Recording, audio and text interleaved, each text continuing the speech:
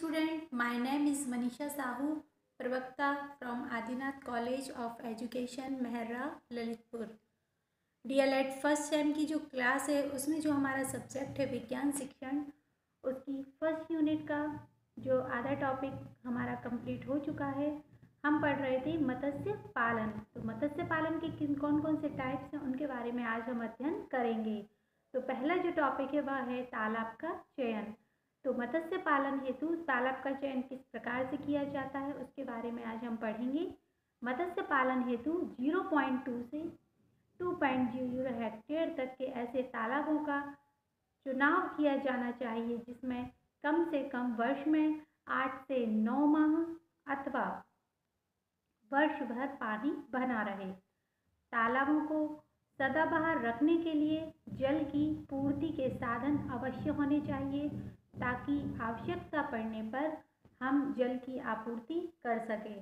तालाब में वर्ष भर 1 से 2 मीटर पानी अवश्य रहे। तालाब उसी प्रकार से चुने जाएं जिसमें मत्स्य पालन आर्थिक दृष्टि से लाभकारी हो तथा उनकी जो प्रबंधन व्यवस्था है वह सुगमता से संभव हो सके। तो ये तो हो गया तालाब का चयन। नेक्स्ट पॉइंट है इसका जल मृदा परीक्षण। जल द्वारा मृदा का परीक्षण कैसे किया जाता है। मछली की जो उच्चतम पैदावार के लिए तालाब की मिट्टी पानी का उपयुक्त होना बहुत ही आवश्यक है। अर्थात जो तालाब है वह नमीयुक्त होना चाहिए। मत्स्य पालकों को चाहिए कि वे अपने तालाब की मिट्टी पानी का परीक्षण मत्स्य विभाग की प्रयोगशालाओं द्वारा कराकर निर्धारित मात्रा में कार्बनिक एवं रासायनिक उर्वरकों के उपयोग हेतु उसमें जो संस्तुतियां हैं उनको प्राप्त कर लें ताकि वैज्ञानिक मत्स्य पालन अपनाएं। तीसरा पॉइंट है इसमें उर्वरकों का उपयोग। उर्वरकों का उपयोग हम किस प्रकार से कर सकते हैं। इसमें तालाब में गोबर की खाद तथा रासायनिक खादों के प्रयोग भी किए जा सकते हैं। सामान्यतः 1 हेक्टेयर में तालाब में 10 टन प्रति वर्ष गोबर की खाद का प्रयोग किया जाना चाहिए। इस संपूर्ण मात्रा को 10 समान मासिक किस्तों में विभक्त करते हुए तालाब में डालना चाहिए। जिसमें जो रासायनिक खादों का प्रयोग है वह प्रत्येक माह गोबर की खादों के 15 दिन बाद करना चाहिए। अब इसमें जो यूरिया है और भी चीज़ों की जो क्वांटिटी है वो हम देखते हैं। तो जो यूरिया है इसमें वह 200 किलोग्राम हेक्टेयर प्रति वर्ष। सिंगल सुपरफॉस्फेट है वो भी 250 किलोग्राम हेक्टेयर प्रति वर्ष। म्यूरेट ऑफ पोटास यह 40 किलोग्राम प्रति हेक्टेयर प्रति वर्ष। अब इनका जो टोटल योग है वह है 490 किलोग्राम प्रति हेक्टेयर प्रति वर्ष।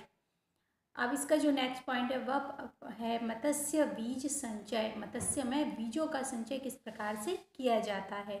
जो तालाब है उसमें तालाब में 50 मिलीमीटर या अधिकतर लंबाई की 5000 स्वस्थ उंगलिकाएं प्रति हेक्टेयर की दर से संचित की जा सकती हैं। अब इनका जो अनुपात है वह है जो मत्स्य प्रजातियां हैं।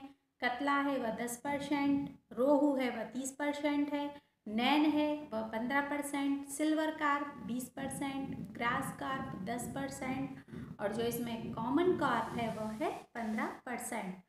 इसके बाद जो मछलियों को आहार दिया जाता है वह पूरक आहार किस तरीके से हम दे सकते हैं। तो आइए हम उसको देखते हैं। जो मुख्य रूप से मूंगफली, सरसों या तिल की खली एवं चावल का फना अथवा गेहूं के चोकर को बराबर मात्रा में मिश्रण स्वरूप मछलियों के भार का 102% की दर से प्रतिदिन मछलियों को अपूरक आहार दिया जाना चाहिए। तो अब इसमें जो मछलियों की मात्रा है तो मछलियों की मात्रा में किस तरीके से हम वृद्धि कर सकते हैं, उनके स्वास्थ्य का निरीक्षण हम किस प्रकार से करते हैं तो इनके बारे में भी हम थोड़ा अध्ययन करते हैं। प्रत्येक माह तालाब में जाल चलवाकर मछलियों की वृद्धि एवं जो स्वास्थ्य का निरीक्षण है वह किया जाना चाहिए। यदि मछलियाँ परजीवी हों या परजीवों से प्रभावित हों तो इसमें एमपीएच पोटेशियम परमैंगनेट या 1% नमक के घोल में उन्हें डुबाकर तालाब में छोड़ देना चाहिए ताकि उनकी समय समय पर हम सफाई कर सकें। इसका जो नेक्स्ट पॉइंट है, अब मछलियों का आहार देने के बाद उनकी वृद्धि करने के बाद अब उनकी निकासी किस प्रकार से की जाती है वो हम देखते हैं कि 12 से 18 माह के बीच जब मछलियाँ 1 से 1.5 किलोग्राम की हो जाए तो उन्हें निकलवा कर बेच देना चाहिए। इससे क्या है, समय समय पर हम और नई मछलियों को उसमें वृद्धि करने के लिए छोड़ सकते हैं। तो ये तो हो गया अपना मतलब मछली पालन। अब इसके बाद आता है कुक्कुट पालन।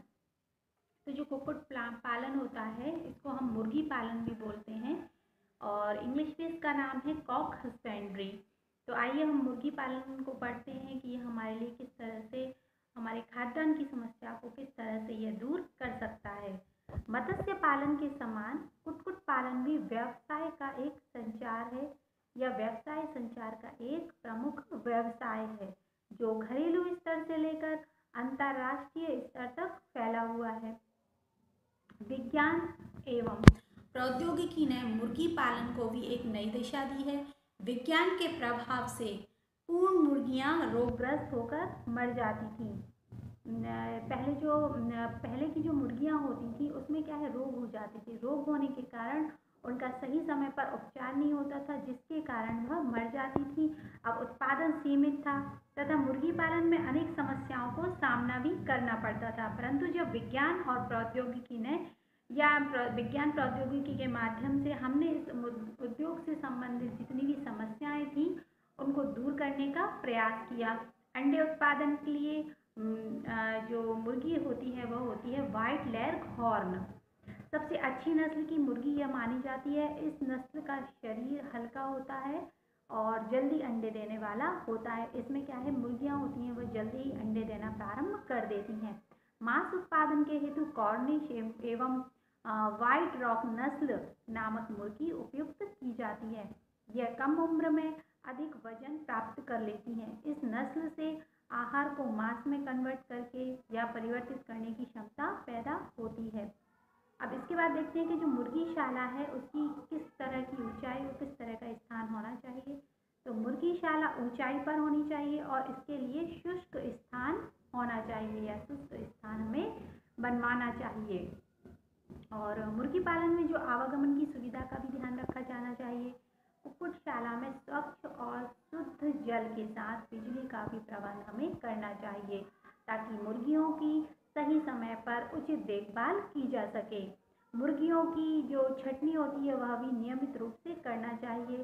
खराब मुर्गी की छटनी की जानी चाहिए और अच्छी मुर्गियों पर विशेष तौर पर ध्यान दिया जाना चाहिए। मुर्गी के आहार में कार्बोहाइड्रेट, प्रोटीन, वसा, इनके साथ साथ खनिज पदार्थ एवं विटामिन युक्त पोषक पदार्थ भी दिए जाने चाहिए। इसके बाद का टॉपिक हम नेक्स्ट वीडियो में पढ़ेंगे। तब तक